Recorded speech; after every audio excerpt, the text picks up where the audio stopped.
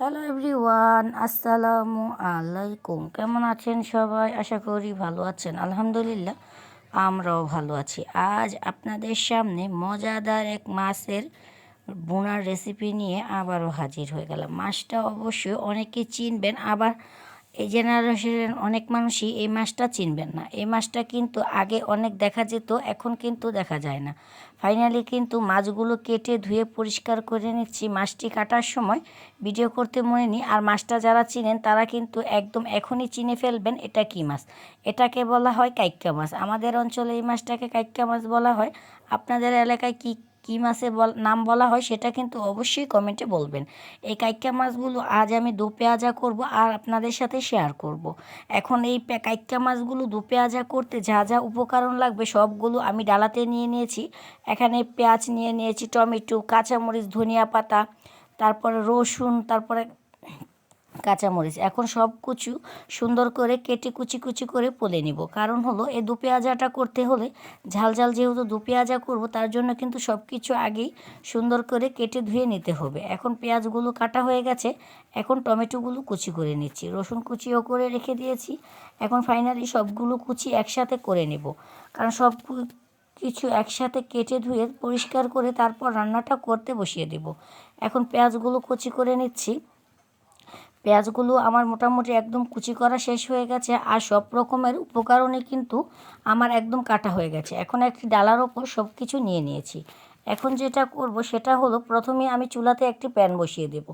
প্যানটি বসিয়ে দিয়ে এখানে তেল, মাছের উপর দিয়ে দিব পরিমাণ মতো লবণ। লবণটা দিয়ে দেবো হলুদের ফাঁকি, মরিচের ফাঁকি, সব কিছু দিয়ে ভালো করে হাত দিয়ে আলতো হাতে এটাকে মাখিয়ে নিব। ভালো করে মাছের গায়ে যেন হলুদ মরিচটা লেগে যায়, তার জন্য কিন্তু আপনাকে ভালো করে মাখিয়ে রাখতে হবে। 2-3 মিনিট মাখিয়ে রাখলেই এই মাছটার ভিতরে কিন্তু হলুদ মরিচ চলে যাবে। আর যেহেতু এটা কাইক্কা মাছ সাদা সাদা থাকে, এই মাছে হলুদ, যত মাছ বিরিয়ানি করেন না কেন তারপরও দেখবেন একটা হলুদ হলুদ ভাব হয়েই আছে। এই জন্য কিন্তু এই মাছটাকে আপনাকে একটু হলুদ মরিচটা বেশি করে মাখিয়ে তারপরে মাখাতে হবে। হলুদ মরিচটা বেশি পরিমাণ দিয়ে তারপর মাখাবেন। আর এই মাছের দু পেঁয়াজাটা খেতে যে কি মজাদার, যখন আপনি একবার রান্না করে খাবেন তখনই বুঝবেন। এখন কড়াইটা যখন গরম হয়ে চলে এসেছে, এখন আমরা দিয়ে দিচ্ছি পরিমাণ মতো তেল। তেলটা দিয়ে কিছুক্ষণ অপেক্ষা করব যাতে তেলটা গরম হয়ে যায়। তেলটা যখন গরম হয়ে যাবে তখন কিন্তু মেখে রাখা, হলুদ মরিচ দিয়ে মেখে রাখা কাইক্কা মাছগুলো আমরা সব প্যানের মাঝে দিয়ে দিব। আর এই মাছটা ভাজার সময় তেলের পরিমাণটা একটু বেশি দিবেন, যেহেতু এই মাছটা একটু তেলকা সিস্টেম থাকে, খেতে কিন্তু ভীষণ মজাদার। তেল কম দিলে কিন্তু মাছটা একটু খুরখুরা ভাব হয়ে যাবে। এখন দেখতেই পাচ্ছেন মাছটা কিন্তু আমরা উল্টিয়ে পাল্টিয়ে দিচ্ছি। কতটা হলুদ মরিচ আগেই দিয়ে দিয়েছি, তারপরও কিন্তু মাছের কালারটা মোটামুটি অনেকটা চেঞ্জ হয়নি। দেখতে পাচ্ছেন এখনও কিন্তু মনে হচ্ছে একদম হলুদ মরিচ দিইনি, কিন্তু অনেকটাই হলুদ মরিচ দিয়েছি। কাইক্কা মাছগুলো কিন্তু এমনিতেই সাদা টাইপের থাকে। পানির ওপরে কাইক্কা মাছ যখন নদীতে দেখতাম ভেসে থাকতো, এখন তো আর আমাদের দিকে নদী নেই, এখন আর দেখা যায় না। এখন কিন্তু এক খলা মাছ আমরা প্রথমেই ভেজে নিয়েছি। এই কাইক্কা মাছের দু পেঁয়াজাটাকে করতে হলে আপনাকে যেই উপকরণটি আমি দেখাবো, তাহলে কিন্তু আপনাদের এই উপকরণগুলো লাগবে। এই উপকরণগুলো আপনারা দিলে কাইক্কা মাছের দু পেঁয়াজারে খেতে কিন্তু ভীষণ মজাদার হবে। ফাইনালি কিন্তু আমার কাইক্কা মাছগুলো ভাজা হয়ে গেছে। এখন দিয়ে দিচ্ছি পেঁয়াজ কুচিগুলো। পেঁয়াজ কুচিটা দিয়ে ভালো করে একটু নেড়ে চেড়ে দিয়ে দিব, যাতে পেঁয়াজটা লাল লাল হয়ে ভাজা হয়। পেঁয়াজটা যতক্ষণ না ভাজা হবে ততক্ষণ কিন্তু এখানে কোনো রকম মশলা ব্যবহার করা যাবে না। আর আমার এই টিপসটা কিন্তু ফলো করলে মজাদার এই কাইক্কা মাছের দু পেঁয়াজাটা খেতে কিন্তু ভীষণ মজাদার হবে। পেঁয়াজটা যখন একটু ভাজা হয়ে গেছে তখন কিন্তু আমরা এখানে পরিমাণ মতো লবণটা দিয়ে দিয়েছি। পরিমাণ মতো লবণটা দিয়ে ভালো করে একটু নেড়ে চেড়ে দিচ্ছি, যাতে নিচে না লেগে যায়। এখন কিন্তু আমরা পেঁয়াজটা অতক্ষণই ভাজবো যতক্ষণ না পেঁয়াজটা থেকে একটা বাদামি কালার চলে আসবে।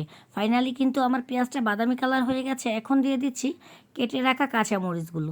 কাঁচামরিচটা দিয়ে তারপর এটাকে 1-1.5 মিনিটের মতো ভেজে নিব, কারণ কাঁচামরিচটা ভাজার পর কাঁচামরিচের যেই ঝাঁঝালো একটি গ্রান আছে, ওই গ্রানটা পেঁয়াজের মাঝে চলে যাবে। তখন কিন্তু কাইক্কা মাছের দু পেঁয়াজাটা খেতে আরও ভীষণ মজাদার হবে। এখন যেহেতু আমার কাঁচামরিচ আর পেঁয়াজটা ভাজা হয়ে গেছে, এখন দিয়ে দিব কেটে রাখা টমেটো কুচিগুলো দিয়ে এটাকে ভালো করে কিছুক্ষণ ভেজে নিব। টমেটোগুলো ভাজতে হবে যতক্ষণ না টমেটোগুলো সুন্দর করে একদম মিলিয়ে যাচ্ছে। আর পাকা টমেটো যেহেতু সময় লাগবে না, গলে গেছে। এখন কিন্তু ফাইনালি আমার টমেটোটা একদম মিলিয়ে গেছে, দেখতেই পাচ্ছেন। এখন দিয়ে দিলাম পরিমাণ মতো আদা রসুন বাটা। আদা রসুন বাটাটা দিয়ে সব কিছু উপকরণ ভালো করে মিলিয়ে তারপর দিয়ে দিচ্ছি পরিমাণ মতো পানি। পানিটা দিয়ে তারপর আবার ভালো করে কিছুক্ষণ মিশিয়ে নিব আর ভালো করে কষিয়ে নিব যতক্ষণ না পেঁয়াজ রসুনের কাঁচালো যে ধাকটাছে বা ভাবটা থাকবে ওই ভাবটা না চলে যাবে। এখন কিন্তু আমরা কিছুক্ষণ ধরে এই মশলাগুলো ভালো করে ভেজে নিব। তারপর দিয়ে দিব হলুদের ফাঁকি, মরিচের ফাঁকি, পরিমাণ মতো সব রকম মশলা দিয়ে তারপরে দিয়ে দিব কিছুটা পানি। পানিটা দিয়ে ভালো করে কিছুক্ষণ কষিয়ে নেব। যতক্ষণ না কষালে তরকারি থেকে সুন্দর একটা স্মেল আসবে ততক্ষণ ধরে। আর দেখতেই পাচ্ছেন তরকারি কালারটাই চেঞ্জ হয়ে গেছে। তরকারির উপরেই কিন্তু মশলাটা কষানোর সাথে সাথেই কিন্তু উপরে তেলটা বেশি উঠেছে।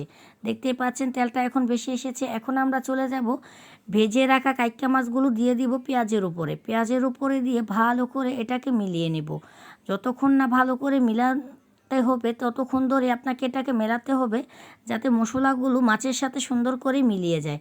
ফাইনালি কিন্তু দেখতেই পাচ্ছেন আমি কতটা মিশিয়ে তারপর কিন্তু নেড়ে চেড়ে দিচ্ছি যাতে মশলার সাথে পেঁয়াজগুলো সুন্দর করে মাছগুলো মিলিয়ে যায়। এখন কিন্তু দিয়ে দিলাম পরিমাণ মতো পানি।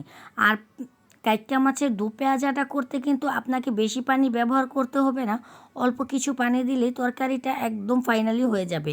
কারণ সব কিছু আগে থেকে ভালো করে কষানো আছে, মাছগুলো ভালো করে ভাজা আছে। এখন একটি ঢাকনা দিয়ে এটাকে কিছুক্ষণের জন্য ঢেকে দেব। 10 থেকে 15 মিনিট ভালো করে ঢেকে রেখে দিলেই কিন্তু সুন্দর একটি কালার চলে আসবে আপনার কাইক্কা মাছের এই বোনাটা থেকে। দেখতেই পাচ্ছেন এখন কিন্তু ফাইনাল লুকটা আপনারা দেখতে পাচ্ছেন কতটা লোভনীয় হয়েছে। এখন দিয়ে দিলাম ভেজে রাখা জিরার ফাঁকিটা দিয়ে ভালো করে আবারও নেড়ে চেড়ে দিচ্ছি।